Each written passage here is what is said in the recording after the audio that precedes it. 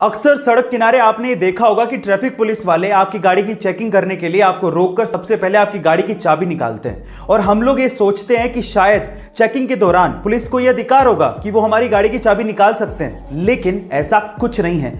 Motor वाहन act के तहत उनको ऐसा कोई अधिकार नहीं दिया गया है और ये गैर कानूनी है। आरटीआई से मिली जानकारी के अनुसार पुलिसकर्मी चाहे किसी भी रैंक का हो, वो आपकी गाड़ी की चाबी नहीं निकाल सकता। हाँ, वो आपको हाथ दे सकता है और आपको गाड़ी रोकने के लिए कह सकता है और ना रोकने पर आपका चालान काट सकता है, लेकिन वो आपकी गाड़ी की चाबी नहीं निकाल सकता। अगर कोई इंसान हद से ज्यादा मोटा है तो उसकी बॉडी में 32% या उससे भी ज्यादा फैट हो सकता है, लेकिन एक आम इंसान चाहे वो जिम जाता हो या फिर वो एथलीट हो, उसकी बॉडी में तब भी 15 से 25% तक फैट होता ही है।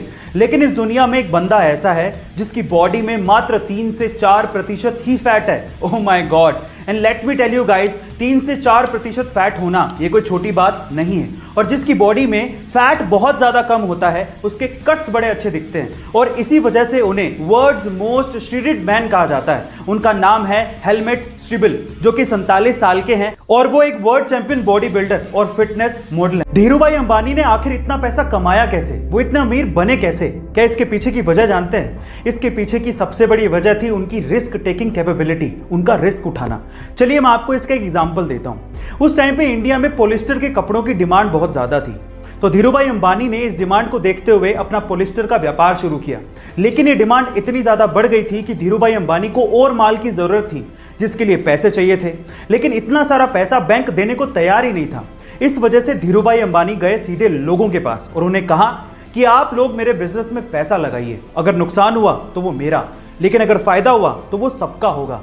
इस तरह से रिस्क उठाकर धीरूभाई अंबानी ने बहुत पैसा कमाया और यही उनकी सबसे बड़ी वजह थी। गाइस, आपका धीरूभाई अंबानी की रिस्क टेकिंग कैपेबिलिटी के बारे में क्या ख्याल है, कमेंट सेक्शन में जरूर लिखिएगा। अगर आपको अपने बिजनेस को अच्छे से स्टैब्लिश करना है और उससे 6 फिगर तक कमाना है तो आपको 3 ईयर रूल को ध्यान से सुनना चाहिए। देखिए, ऐसा कहते हैं कि किसी भी बिजनेस को स्टैब्लिश करने के लिए कम से कम 1000 दिन यानी कि लगभग 3 साल के करीब लगते हैं, जिसमें पहले साल आपको खूब सारी बुक्स पढ़नी चाहिए और फिर अपने बिजनेस के आइडिया के बारे में सोचना चाहिए और एक फील्ड को डिसाइड करना चाहिए और उससे रिलेटेड स्किल को सीखना चाहिए, क्योंकि आज के टाइम पे skill is equals to money.